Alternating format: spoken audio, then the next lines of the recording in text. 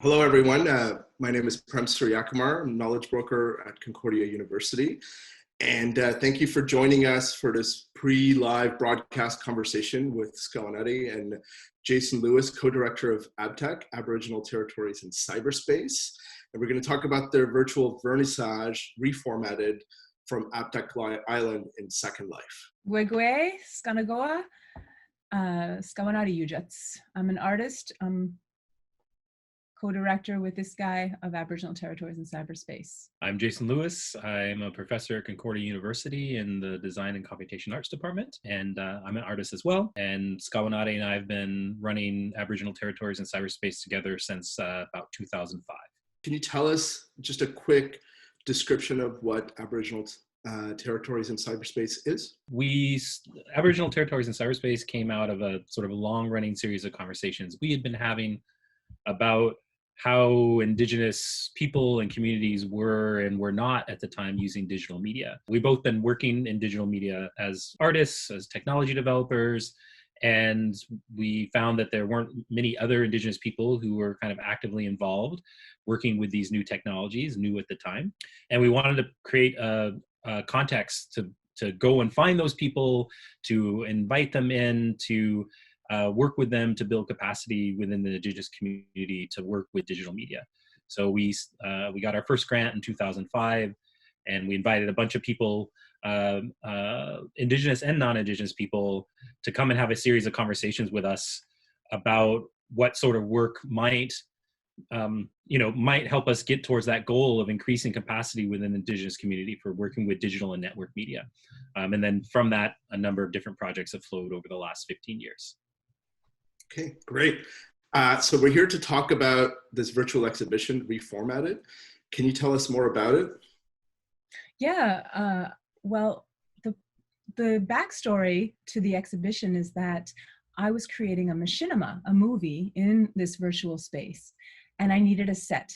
The set was going to be a gallery in the future. So we chose the museum of the Montreal Musée des Beaux-Arts, and the show inside the museum was called 21st Century Indigenous Art, or early 21st century Indigenous art. Are we in the 21st century now? Yes, we are. And so I, found this, we built this beautiful gallery, my team and I, and, we needed artworks in it. And I happen to know a lot of early 21st century Indigenous artists. And so I asked them if they would lend me digital representations of their works so that there would be a beautiful but also significant backdrop, or backdrop is actually too light a word, an important set, an important environment for the story to take place in. So these amazing people answered my call. I'm going to try and name them all without forgetting anyone. Do you have a list here?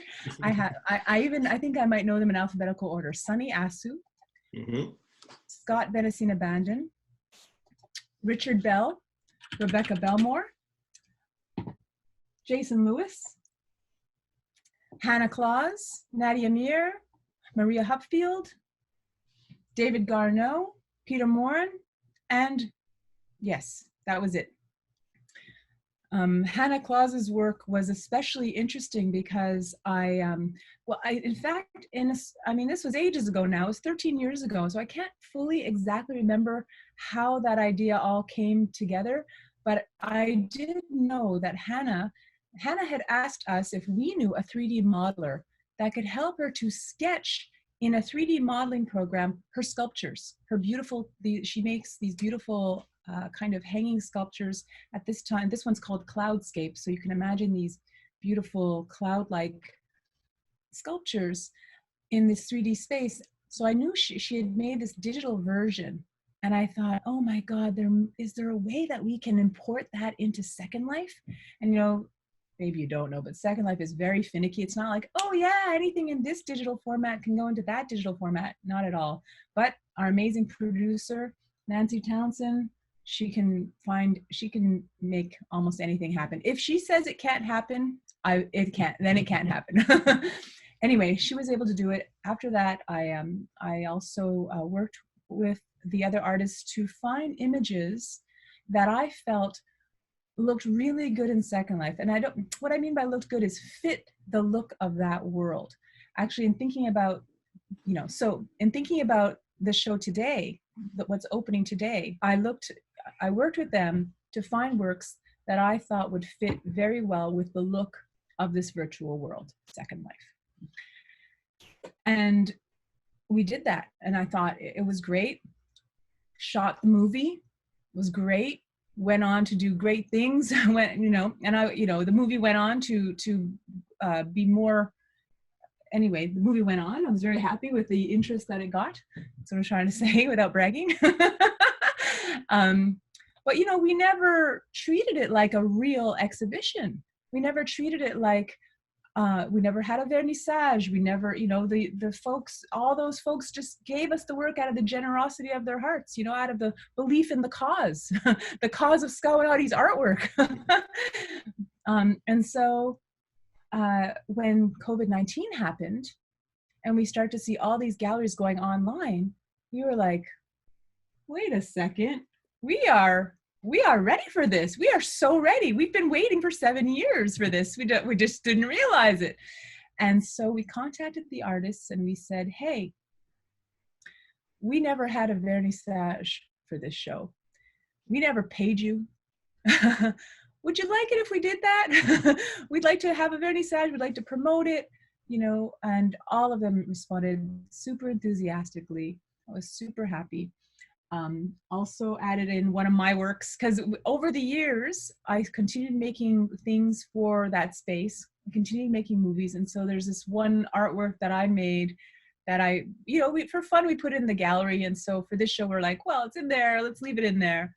And so, yeah, we have this show. And the reason why we called it Reformatted is not only were these artworks, none of them were developed for Second Life. And some of them were digital, like Hannah's and Scott Benesiinaabandan's, but none of them were meant to be in that space, and so they had to be reformatted. Their paintings, their beadwork, their photographs of beadwork, and so we did that. But we also feel like life is being reformatted right now, and so we thought that's why we chose that name. And the whole gallery is being reformatted to be this sort of from a work of fiction to from a set. Mm-hmm. To an actual exhibition. Yeah. Okay. One of the things we need to get to is, can you get more details about Second Life in terms of why you chose that as a virtual platform? Can you describe us what the environment is like, the key principles of interaction in it? Certainly. The Second Life is, I think the official thing you call it is a massively multiplayer online 3D world. And so the way you interact in Second Life is you must have an avatar. So you have a body, you have this physical, or would you say physical? You have this digital virtual body. You can have default bodies that look like human beings, that most of them do, but you can be anything, of course. Anyway, a lot of people are robots, animals. Swimming fish. Yep. And other things as well. You could be, you could be in a hyper realistic shade of blue if you want to be. But for the most part, people walk around in humanoid bodies. And you can walk around, you can run, you can fly, you can touch things by clicking on them. And sometimes they do things. You can touch on, in our gallery, in our vernissage, if you touch on a champagne bottle, a champagne flute filled with champagne will appear in your hand, and it will attach an animation to you without you even having to do anything. It will make it appear like you are drinking the champagne. So those are some of the ways. You can teleport. Yes, you can telepathically send, you can send messages to people. You can talk to people now. That wasn't there when I first started. You can actually just have voice chat on, like we're talking right now. The reason I chose Second Life was because of this amazing customizability. I mean, all the stuff that I just described to you, I found amazing in 2004 when I first entered that world. I loved it. I loved everything about it. I thought it was amazing.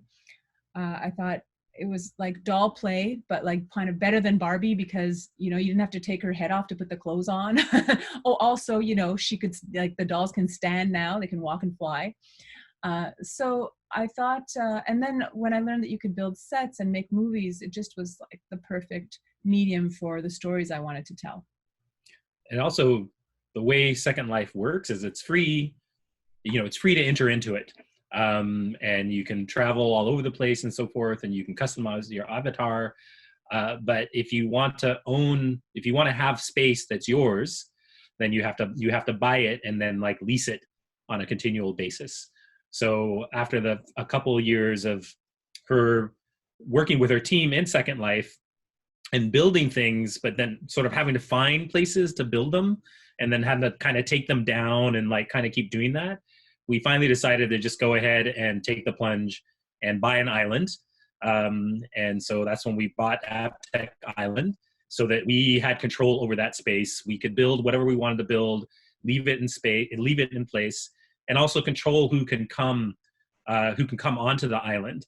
Because one of the things that happened in the early stages before we learned how to lock everything down properly is that we actually got vandalized by people coming onto the island and sort of wrecking things, basically. And we've also had one crazy incident where there's a limited number of like sort of what they call prims that you can use like on your island, and then you're like, oh, you can't build anything more. It's basically memory. Yeah. It's another way of determining memory. And they kept bumping up against this problem where they're running out of memory, and they were like, why are we running out of memory? We don't have that much stuff. And then finally, one of our research assistants was testing out a jetpack, because you can have jetpacks, and put the jetpack on and just like went up into the sky and kept going and kept going and kept going and kept going and kept going and kept going and kept going. And she got up there and she realized somebody had built like a whole city up there. Like they'd come in, we didn't know how to set the rights correctly, the protection, the permissions. And so they'd been up there for like weeks or months building this fantastic city in the sky. I have to tell them one part of what it was. Yeah. It was like Hansel and Gretel's witch's house. It was like a candy house. It was beautiful. Lollipop fence. It was amazing. But inside it was super creepy. Yeah, it was super creepy. These people were really talented, actually. And they were so talented that we actually tried to get them to work for us. But anyways, so there was a lot of kind of just learning how to work with the space, but it's proven to be a really productive space for Skawennati and her team, building I don't know how many different sets from how many different eras over the course of Time Traveler TM, and then also the two big machinimas you've done since then, were She Falls for Ages and The Peacemaker Returns. Okay, thank you. So the big question is, how do we get on the guest list to get into the exhibition? Okay. You just mentioned the island is, yeah. So we want to know how to get there. Yeah. So actually anybody can come now. Anyone. It's open 24/7 and anyone can come unless you have vandalized us and then you're banned. But basically all are welcome, no matter what shape, size, color you are, or age. We have instructions written out in a number of places now. AbTeC.land is our webpage where they're written, and also on our Facebook event page. So if you look up Reformatted, I'm pretty sure you'll find it there. And also AbTeC.land is AbTeC.land. Mm-hmm. But I will tell you very quickly, and also I want to just say Second Life does not pay me for all the promotion I do for them. You go to secondlife.com and you get an account. Once you filled in your name and you've chosen the name, you've chosen your oh my god, I can't Second remember. Life name, your avatar name. Your avatar's name, yeah. You and a password. You then go to the next place, which is where you choose your first avatar. And it will be a default avatar, so you might look like a lot of other noobs at first, but you go ahead and you choose that avatar on the web page. Now, armed with your account and your chosen avatar, you download the software. When you download the software, you then type in your name and password, and there you will appear in your brand new default avatar. You will be somewhere in the world, I don't know where, and you will type into the search bar AbTeC, and you will find us. You will then teleport to us. And then we'll take care of you. Once you're there, we will show you where the champagne is. We'll show you where the art is. We'll tell you how to fix your hair. Yeah. So a chunk of our crew will be in world, helping people figure out what to do and what to look at and how to drink their champagne and things like that. So, but you're not forced to drink champagne, but you don't have to drink champagne. It is non-alcoholic. Yes. Okay. One last question. I think what you guys are doing, it's part of the larger thing as we're physically distancing ourselves. You're creating spaces to be able to meet and connect. But you've been doing this work for some time, where you needed a space that was your own to connect and bring people together. And I'm just curious if you could conclude by reflecting on, your experiment and your project. Where will it go from this current situation of physical distancing and beyond?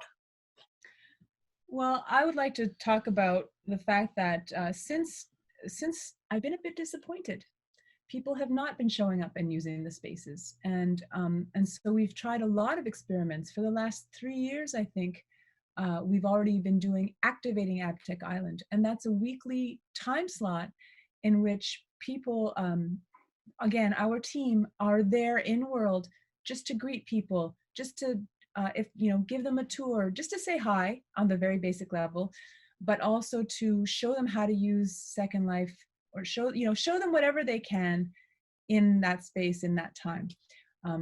And we built a little program to track how many people are coming. So sorry, again, not a lot of people show up. 1 or 2 people would show up per week during that period of time, during that weekly 2-hour slot. But then one of our brilliant assistants wrote a little program to track how many people were coming throughout the week. And we found that it was way more people were coming than we thought. There'd be 10 or 20 people a week. Okay, sometimes on a good week, more than that. And then recently, Second Life came to notice us, finally. And we were put on the chosen destination list. There's a special recommended destinations, I think it is called, on Second Life's main website. So we didn't know they had done this. And that week, the little program told us that 250 people had shown up. And we were like, what? How did that happen? Tell him he can go back. Since then, after we're not on the main page anymore, but the numbers have been really elevated. But also, because of this happening, Second Life, like I said, they know that we exist now, and I'm in conversation with a couple of people there, and they're telling us how it's insane the interest that people have in Second Life again because of COVID-19. And so I think that, like I said, maybe we were just lying in wait. We're just preparing the ground for our friends to come, and it's been prepared now. And so I'm hoping that maybe the thing will really happen now, the community space I envisioned. And I think, it's also part of just experimentation, because, to figure out what kind of online spaces are good for what kinds of activities. So I think at this point, 2 months into this thing, people are getting zoomed out, that it's very useful for a number of things, but spending particularly long periods of time doing video chat is sort of good for some things, but not really great for other things.